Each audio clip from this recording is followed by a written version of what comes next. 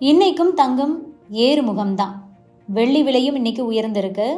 இது முதலீட்டாளர்களுக்கு மகிழ்ச்சியான செய்தி அப்படின்னாலும் கூட தேவைகளுக்காக நகை வாங்குபவர்கள் தான் தற்போது அதிர்ச்சியில் இருக்காங்க. இன்றைய தங்கம் வெள்ளி விலை நிலவரம் என்ன?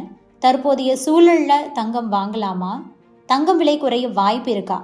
தங்க நகை வாங்குவோருக்கு அரசு கொடுத்திருக்கக்கூடிய ஒரு எச்சரிக்கை, முக்கியமான 3 விதிமுறைகள் என்ன? இந்த பதிவுல விரிவா பார்க்கலாம். முதலில் தங்கம் வெள்ளி விலை நிலவரத்தை பார்த்துடலாம். இன்னைக்கு தங்கம் விலை அதிரடியா உயர்ந்திருக்கு. சென்னையில இன்று ஒரு சவரன் ஆபரண தங்கம் 320 ரூபாய் அதிகரித்து 1,19,440 ரூபாய்க்கு விற்பனையாகுது. அதே போல 1 கிராம் தங்கம் 40 ரூபாய் அதிகரித்து 14,930 ரூபாய்க்கு விற்பனையாகுது. இன்னைக்கு வெள்ளி விலையும் உயர்ந்திருக்கு. வெள்ளி கிராமுக்கு 5 ரூபாய் அதிகரித்து அதிர்ச்சி கொடுத்திருக்கு.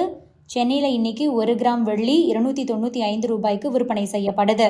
சரி, தங்கம் விலை தொடர்ந்து உயருமா? நகை வாங்குறவங்க என்ன செய்யணும்? தங்கம் விலை அப்படிங்கிறது சர்வதேச சூழல்களை பொறுத்து தான் மாறுபடுது. அமெரிக்க அரசாங்கம் எடுக்கக்கூடிய எந்த ஒரு நடவடிக்கையும் தங்கத்துடைய விலையில தாக்கத்தை ஏற்படுத்துது. வரி தொடர்பான ட்ரம்போட அறிவிப்புகள், ஈரான் அமெரிக்கா புவிசார் அரசியல் பதற்றங்கள், இது எல்லாமே இனி வரும் நாட்களில் தங்கத்துடைய விலையில மாற்றத்தை ஏற்படுத்தும். ஏற்கனவே தன்னுடைய இறக்குமதி வரிகளை உச்சநீதிமன்றம் ரத்து செய்ததுனால ட்ரம்ப் அதிர்ச்சியில் இருக்காரு. இதனால தினமும் ஒரு புதிய வரி அறிவிப்புகளை வெளியிட்டுக்கிட்டு இருக்காரு.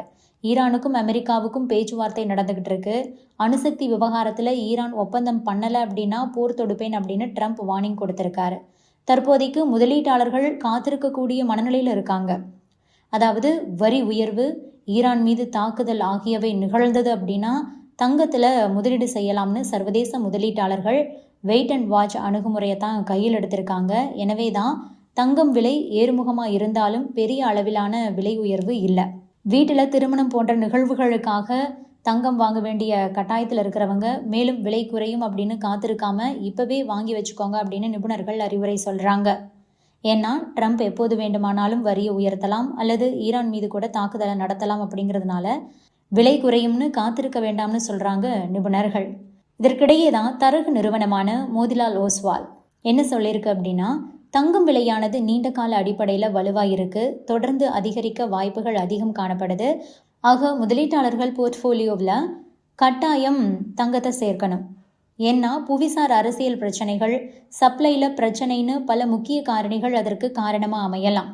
ஆக நீண்ட கால அடிப்படையில் மாற்றம் எதுவும் இருக்காது, அது தொடர்ந்து அதிகரிக்க தான் செய்யும். குறுகிய காலத்தை பொறுத்த வரைக்கும் வழக்கம் போல முதலீட்டாளர்களையும் மக்களையும் மிரட்டி பார்க்க தான் செய்யும் தங்கம் விலை.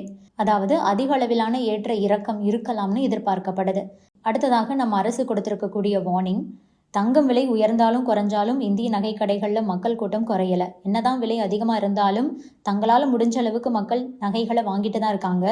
அதுவும் இந்தியாவில் தற்போது திருமண சீசன் அப்படிங்கிறதுனால நகை வாங்கக்கூடியவர்களுடைய எண்ணிக்கை அதிகமாக இருக்கு. தங்கம் விலையே பல மடங்கு உயர்ந்திருக்கு.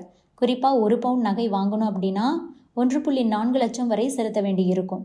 இப்படி தங்கம் விலை உச்சத்தில் இருக்கக்கூடிய நிலையில தான் தங்க நகை வாங்குவோருக்குன்னு மத்திய அரசும் ரிசர்வ் வங்கியும் சில கொள்கைகளை வகுத்து விதிகளை அறிவிச்சிருக்காங்க. அதை நம்ம கவனத்தில் வச்சுக்கிறது ரொம்பவே நல்லது. அந்த விதிகளை தெரிஞ்சுக்கிட்டு உரிய ஆவணங்களோடு நீங்கள் கடைக்கு போகிறது ரொம்பவே முக்கியம்.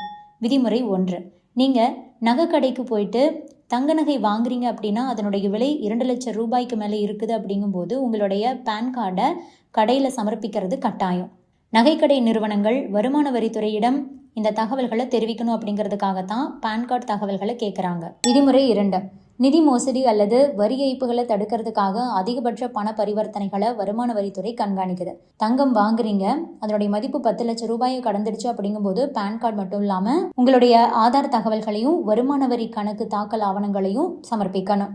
10 லட்சம் ரூபாய்க்கு மேலே மதிப்பு கொண்ட எந்த ஒரு பரிவர்த்தனைகளை வங்கிகளும் அந்த பரிவர்த்தனையில் ஈடுபடக்கூடிய நிறுவனங்களும் வருமான வரித்துறைக்கிட்ட கண்டிப்பாக தெரிவிச்சே ஆகணும். இதனால தான் 10 லட்சம் ரூபாய்க்கு மேலே தங்கம் வாங்குவதாக இருந்தது அப்படின்னா உங்களுடைய பேன் கார்டு, ஆதார் கார்டு மற்றும் வருமான சான்றிதழ்களை கொடுக்கணும் அப்படிங்கிற விதிமுறை இருக்கு. விதிமுறை 3, தங்கம் விலைக்கு 3% ஜிஎஸ்டி விதிக்கப்படுது. அது மட்டும் இல்லாமல் செய்கூலி கட்டணத்துக்கு 5% ஜிஎஸ்டி விதிக்கப்படுது. இந்த கட்டணத்தை வாடிக்கையாளர்கள் தான் ஏற்க வேண்டும் அப்படின்னு சொல்லுது அரசு. எனவே நீங்கள் ஜிஎஸ்டி செலுத்துறதையும் நகைக்கடை அதற்குரிய ரசீதை வழங்குறதையும் உறுதி பண்ணிக்கோங்க. அதாவது தங்க நகை வாங்கும்போது தங்கத்தோட எடை, செய்கூலி, ஜிஎஸ்டி ஆகிய தகவல்கள் அடங்கின ரசீதை நீங்கள் வாங்கிக்கணும். அப்படி நகைக்கடை தெளிவான ரசீதை கொடுக்கல அப்படின்னா நீங்கள் ஏமாற்றப்படலாம். எனவே நகையில் ஹால்மார்க் குறியீடு இருக்கிறத உறுதி செய்யறதும், நகை வாங்கியதற்கு ரசீது பெறுவதும் கட்டாயம். Subscribe to One India and never miss an update.